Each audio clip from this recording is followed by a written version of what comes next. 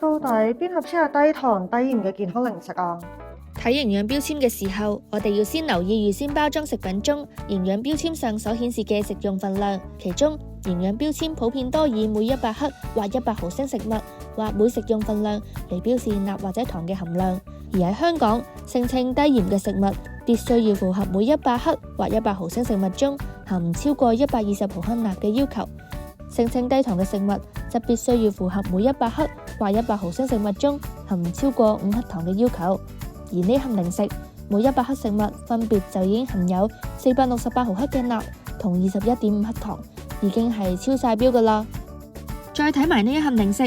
標示每100克食物分別就含有1毫克嘅鈉同埋3.9克糖，咁就符合晒低鹽同埋低糖嘅標準啦。鹽糖成分逐個 check，營養標籤要識嘅。